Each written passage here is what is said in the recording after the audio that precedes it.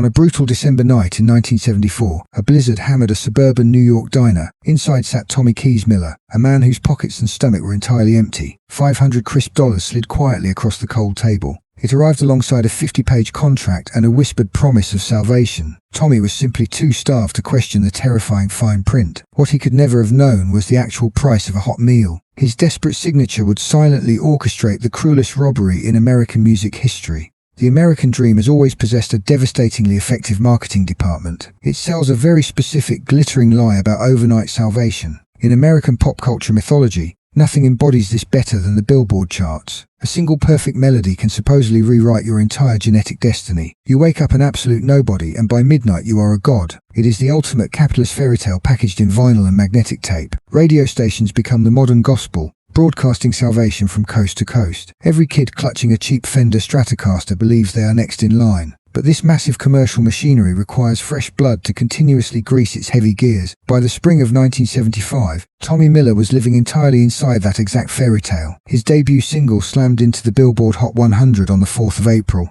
Within 3 short weeks, it bypassed established rock giants on American radio syndicates. Station managers from WLS in Chicago to WABC in New York played it hourly. The vinyl singles vanished off the retail shelves of Tower Records across the Midwest. It was an unstoppable commercial juggernaut cleverly disguised as a 3-minute pop song. The track resonated through Ford Mustangs cruising down the sun-drenched Pacific Coast Highway. It became the default romantic soundtrack for thousands of Midwestern high school proms. Yet the man behind this cultural earthquake was not attending glamorous Hollywood galas. Tommy was a third-generation union auto worker at the Ford River Rouge complex. He spent his freezing mornings breathing heavy industrial smog in Dearborn, Michigan. His hands were perpetually stained with black motor oil and metallic factory dust. He wrote that infectious, platinum-selling hook during a chaotic United Auto Workers strike. It was born on a bitter November morning outside the Detroit factory gates. Music was simply his desperate psychological escape from the crushing weight of blue-collar poverty. He watched his breakthrough track climb to #1 on a busted television set. This sudden collision of working-class grit and global stardom seemed incredibly poetic. It felt like the absolute validation of the great American meritocracy. That was the beautiful illusion, deliberately constructed for mass public consumption. But the real secret is actually much darker than you might think. The music industry rarely changes its predatory tactics, only its technological distribution methods. 24 years later, a remarkably identical trap was laid out on the West Coast. The year was 1999, the absolute commercial zenith of the MTV television generation.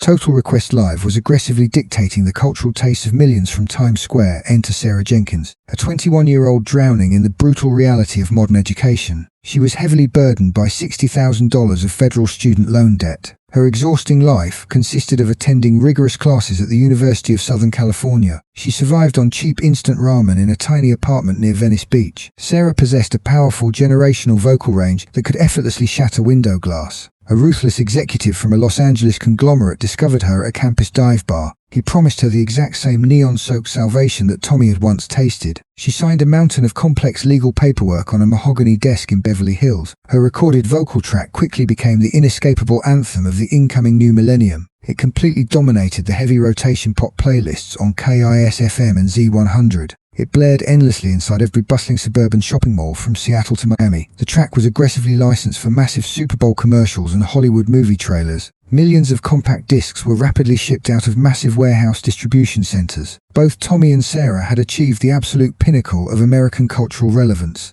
Their art was generating unprecedented waves of liquid capital across the global entertainment sector. They had successfully orchestrated the definitive soundtrack for an entire generation of American youth. To the casual outside observer, their financial futures appeared completely and permanently secured. Rolling Stone and Billboard printed glowing profiles about their triumphant rags-to-riches journeys. The American public eagerly consumed these heartwarming narratives of raw talent conquering systemic adversity. But the private financial ledgers hidden in Manhattan corporate offices told a vastly different story. The massive royalty checks were indeed being printed, stamped, and cashed every single quarter. Tens of millions of dollars were flowing directly into anonymous offshore banking accounts. But the system was never actually designed to reward the people who created the magic. The machine only feeds itself, and it has an endless, insatiable appetite for the naive. Getting a #1 Billboard hit was supposed to be the ultimate American lottery ticket. Instead, it was simply the fastest way to get robbed blind in broad daylight. In the machinery of the American music industry, a contract is rarely just a formal handshake between gentlemen.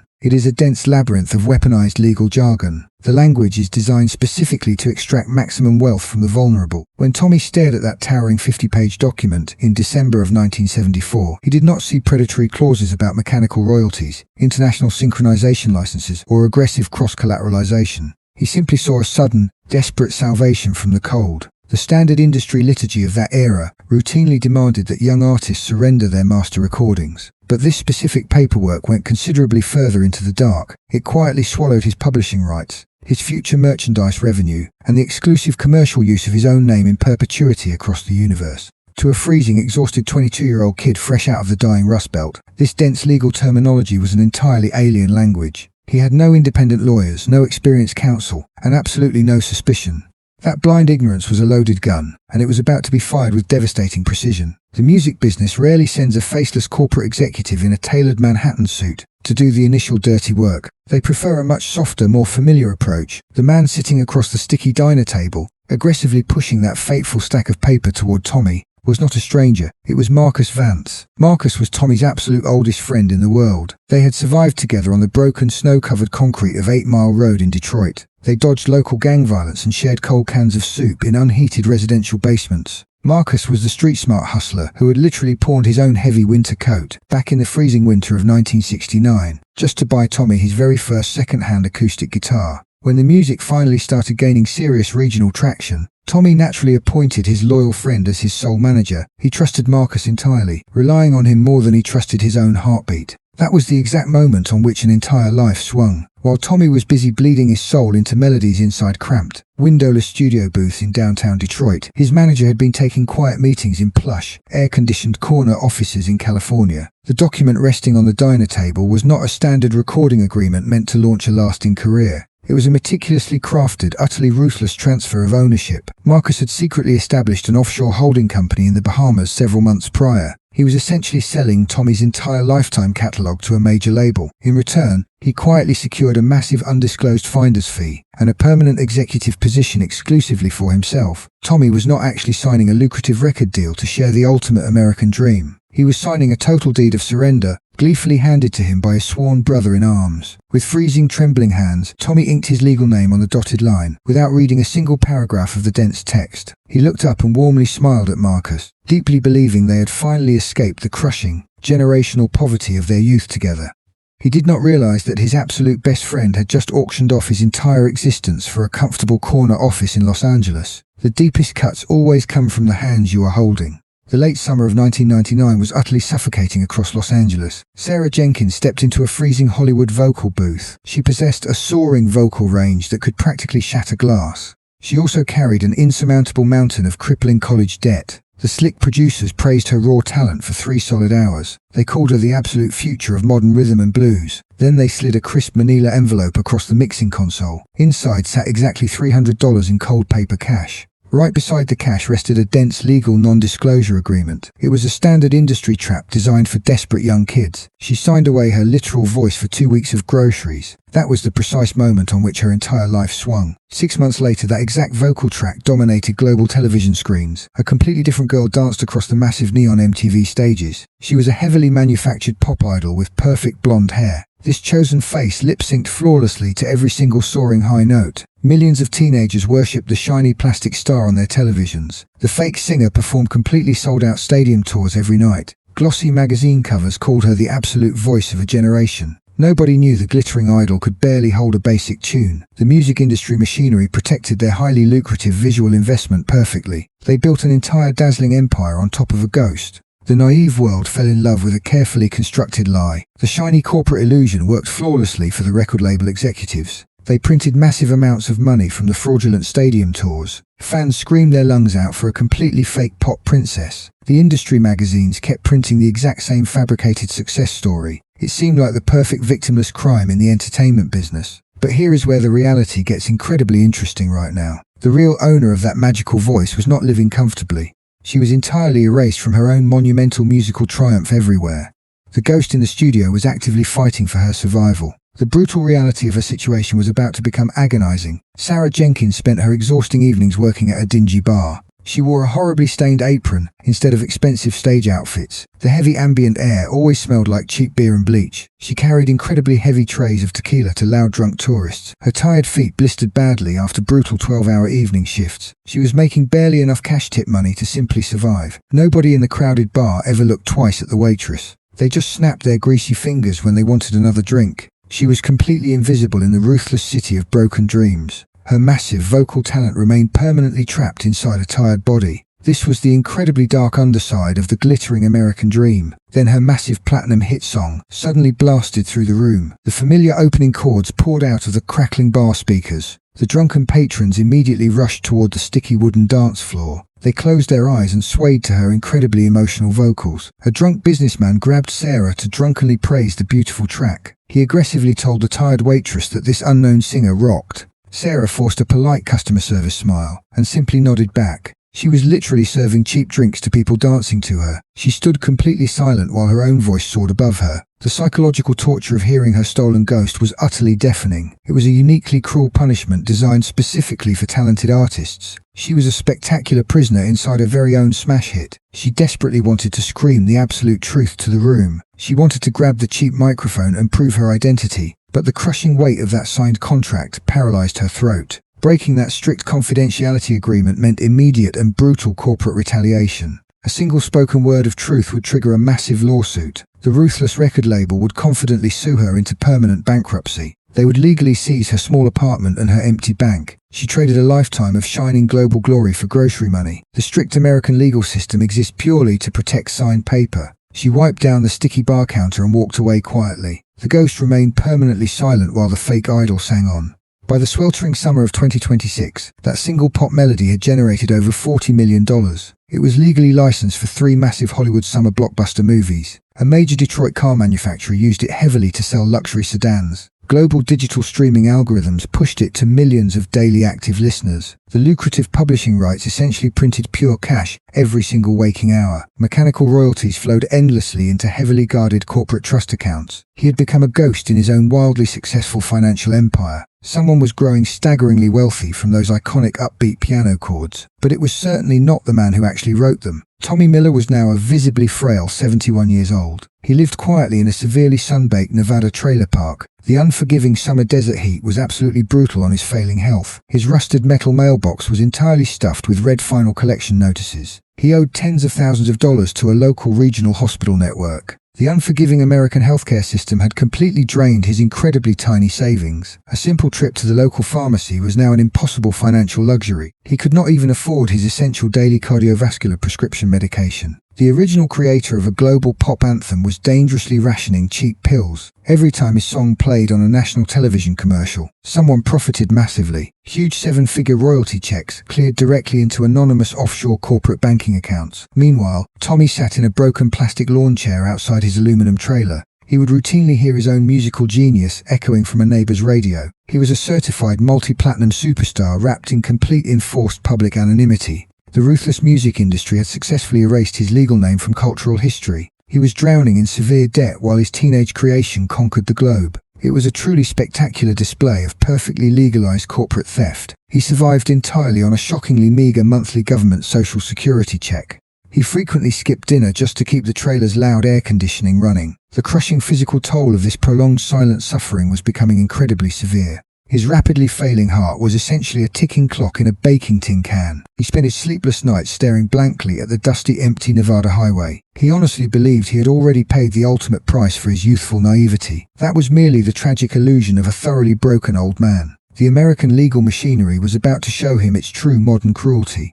By late November 2023, Tommy Miller finally launched his seemingly impossible federal legal crusade. He successfully partnered with a fiercely ambitious intellectual property lawyer from downtown Chicago. They aggressively filed a massive federal lawsuit demanding complete copyright reclamation and unpaid royalties. Tommy genuinely believed that undeniable artistic truth would eventually overcome blatant corporate financial theft. He possessed the original handwritten sheet music stored safely inside a dusty cardboard box. He naturally assumed that any federal judge would instantly recognize his undeniable creative genius. That was the tragically naive mindset of a profoundly desperate and entirely broke musician. He thought American courtrooms were sacred places where fundamental moral justice always prevailed. Thousands of miles away in Los Angeles, Sarah Jenkins initiated her own legal battle. She officially filed an ambitious motion to invalidate her highly oppressive 1999 non-disclosure agreement. Her core legal argument rested entirely on extreme financial duress and predatory industry practices. She desperately wanted the simple legal right to acknowledge her own recorded vocal performance. The massive record label immediately retaliated by deploying a terrifying army of corporate litigators. They swiftly threatened her with a completely ruinous counter-lawsuit for massive unquantifiable financial damages. They deliberately dragged the complex legal proceedings through endless procedural delays and highly expensive motions. The massive corporate strategy was clearly designed to bankrupt her before trial ever began. The brutal underlying reality of the American justice system was becoming painfully apparent. It was never actually designed to protect starry-eyed artists or highly vulnerable creative prodigies. The formidable legal machinery exists almost exclusively to violently enforce binding black and white commercial contracts. Federal intellectual property judges do not care about raw musical talent or financial desperation. They only care about legally authorized signatures firmly stamped on dense corporate legal documents. A deeply unfair financial agreement is still strictly binding under United States contract law. It is a spectacularly cold legal doctrine explicitly designed to protect entrenched corporate wealth. The system legally validates the exploitation of naive artistic talent by highly organized capital. Tommy endured absolutely agonizing federal depositions inside a freezing Manhattan corporate conference room. He repeatedly faced a highly aggressive team of ruthless attorneys, charging incredible hourly rates. They mercilessly interrogated his incredibly fractured memories of that fateful winter night in 1974. They aggressively painted him as a highly unreliable narrator chasing unearned historical financial glory. The endless hostile legal questioning was specifically designed to exhaust his failing cardiovascular system. Every single grueling session drained slightly more life from his deeply fragile elderly body. The massive music conglomerate clearly possessed infinite financial resources and completely unlimited legal time. They were perfectly willing to literally wait for the frail old man to die. Sarah eventually ran completely out of money to pay her rapidly mounting legal fees. The relentless corporate defense lawyers successfully buried her small team under mountains of paperwork. She was officially forced to withdraw her federal lawsuit by the spring of 2025. The crushing weight of the American legal system had successfully broken her rebellious spirit. She signed yet another highly restrictive legal document simply to avoid immediate personal bankruptcy. The faceless corporate entertainment entity had effortlessly silenced her powerful voice for a second time. The horrifying reality of their collective legal situation was finally becoming sickeningly clear. Tommy was now standing entirely alone against a heavily fortified billion-dollar entertainment monopoly. His young Chicago lawyer was becoming increasingly exhausted by the relentless corporate legal tactics. The presiding federal judge officially scheduled the final summary judgment hearing for early 2026. Tommy still naively hoped the upcoming court date would finally validate his entire ruined existence. He desperately needed a miraculous legal victory to simply survive another incredibly harsh Nevada winter. But the American justice system was quietly preparing to teach him a much darker lesson. Every summer weekend across America, wedding DJs drop that incredibly familiar vinyl needle. It remains the ultimate celebratory anthem for intoxicated bridesmaids in expensive silk dresses. The driving, upbeat tempo practically forces you onto the illuminated wooden dance floor. Millions of happy couples have eagerly chosen this specific track for their first dance. It is a mandatory addition to every single high school reunion playlist. It genuinely sounds like pure, unadulterated joy compressed into 3 perfect pop minutes. The synthetic brass section swells with an overwhelming sense of bright youthful optimism. Pop culture fondly remembers it as the ultimate mainstream soundtrack of youthful invincibility. People naturally assume it was crafted by a brilliant, carefree, wealthy musical genius. But the real secret is completely terrifying. Let us briefly revisit that bitter November morning outside the Detroit factory gates. The brutal United Auto Workers strike had already drained his last remaining dollars. Tommy Miller was not actually writing a joyful anthem of working-class triumph. He was sitting inside a freezing, repossessed 1968 Chevrolet Impala completely alone. A loaded revolver was resting quietly on the cracked vinyl passenger seat. He had meticulously planned out his final exit from this incredibly brutal world. The crushing weight of generational poverty had finally broken his brilliant, exhausted mind. That bouncing piano melody was just a desperate, hallucinatory psychological coping mechanism. It was a frantic musical attempt to delay pulling the heavy steel trigger. He frantically hummed that famous upbeat chorus while staring at the cold steel. The iconic lyrics about flying away were never about finding sudden romantic love. They were a literal, agonizing plea for immediate release from unendurable earthly suffering. The legendary bass line was written while his trembling fingers were wrapped around the gun. That universally loved bridge section was mapped out between uncontrollable, violent sobbing fits. When you hear the cheerful tambourine, you are actually hearing his nervous breakdown. The polished studio arrangement completely masked the raw desperation of his original acoustic demo. A ruthless producer simply layered cheerful synthetic horns over his profound, agonizing trauma. They flawlessly packaged a devastating suicide note into a shiny, commercially viable pop record. For over 5 decades, the American public has completely misunderstood its absolute favorite weekend party song. Unsuspecting wedding guests across the country are literally dancing on the darkest moment of his life. Massive corporate radio syndicates are essentially monetizing a broken man's most profound psychological collapse. Every single platinum royalty check was built entirely upon his shattered, fragile mental state. The world joyfully celebrated his musical genius while completely ignoring his immense suffocating pain. The vibrant melody was born in a freezing car. He was completely alone, he was heavily armed, he wanted to die. He survived the night. The song survived too. It became immortal. He became nothing. By the bleak morning of April 14, 2026, the American legal system had finally reached its ultimate inevitable conclusion. Tommy Miller stood silently inside a sterile federal appellate courtroom in Washington, D.C. Was certainly no longer the naive, energetic boy from the Detroit slums. He was a frail 71-year-old man, leaning heavily on a cheap wooden medical cane. The Supreme Court of the United States had officially declined to hear his final desperate appeal. The original 50-page contract from that diner in 1974 remained absolutely ironclad and legally flawless. The American justice system exists strictly to enforce signed corporate agreements, not to retroactively defend artistic innocence. The heavy wooden gavel fell, and his exhausting 50-year battle was instantly extinguished. Every single mechanical royalty, every lucrative film synchronization license, and every penny of global merchandise revenue belonged permanently to the Bahamian offshore trust. Marcus Vance's ultimate, calculated betrayal was now completely sanctioned by the highest legal authority in the land. Now listen carefully. You might logically expect this devastating legal defeat to completely destroy whatever fragile pieces remained of his shattered soul. You might safely assume he walked out of that massive marble building, carrying an unbearable, suffocating weight of bitter resentment. But the real secret is that the exact opposite phenomenon actually occurred. The very moment the federal judge finalized the devastating ruling, a strange, profound silence suddenly washed over Tommy. For the absolute first time in over 5 decades, he was no longer fiercely fighting an invisible ghost. The crushing, daily anxiety of the endless, expensive legal war simply evaporated into the cold morning air. He had absolutely nothing of financial value left to lose. That ultimately meant that no corporate lawyer could ever threaten to take anything away from him again. The chains of false hope were finally broken. He stepped slowly out onto the wide, sweeping concrete steps of the federal courthouse. He took a long, deep breath of the freezing April wind blowing off the Potomac River.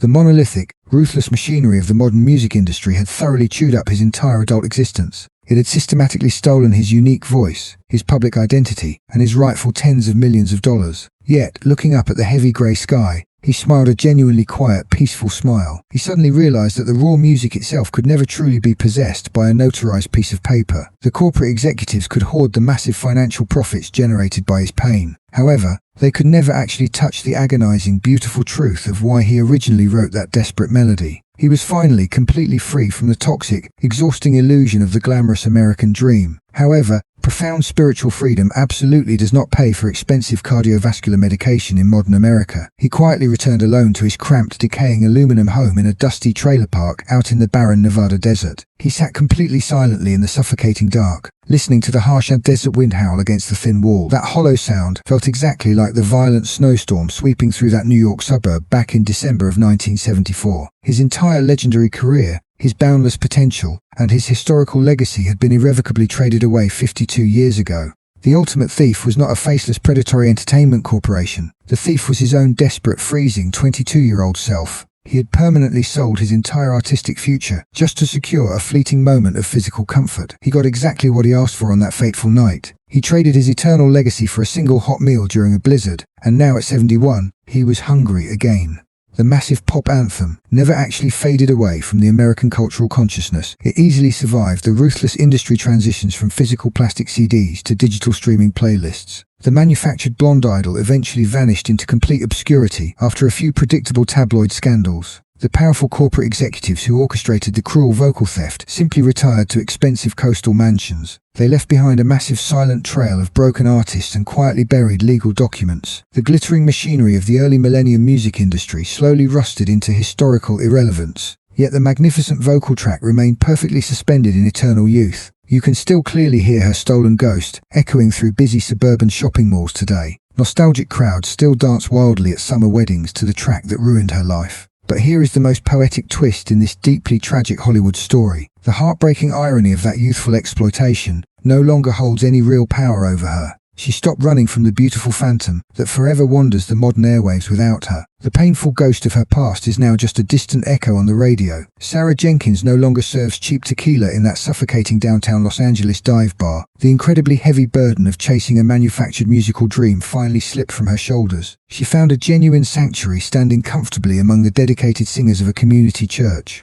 The grand wooden architecture of the humble sanctuary provides acoustics no expensive studio could replicate. Every single Sunday morning, her incredibly soaring voice effortlessly fills the peaceful and brightly lit room. She does not sing for shiny platinum records or empty validation from massive screaming crowds. She simply sings because the pure creative act finally belongs entirely to her again. That spectacular teenage vocal performance is a permanent gift she unknowingly gave to the world. It was a tragically stolen musical masterpiece that ultimately failed to crush her inner light. The vicious entertainment industry took her name, but they could never actually take her soul. She looks back at the brutal corporate illusion with the studious calm of a survivor. This is the unexpectedly quiet emotional victory found at the bitter end of a tragedy. I think there is something truly deeply profound about these forgotten one-hit wonders. We joyfully dance to their catchy melodies at countless summer backyard weddings. We sing their famous choruses loudly during late-night highway road trips. Yet we rarely ever stop to actually learn their real human names. These silent artists gave us the incredibly beautiful soundtracks of our lives. They unwittingly traded their own personal futures to give us pure musical joy. That is a beautiful kind of quiet sacrifice we should always remember.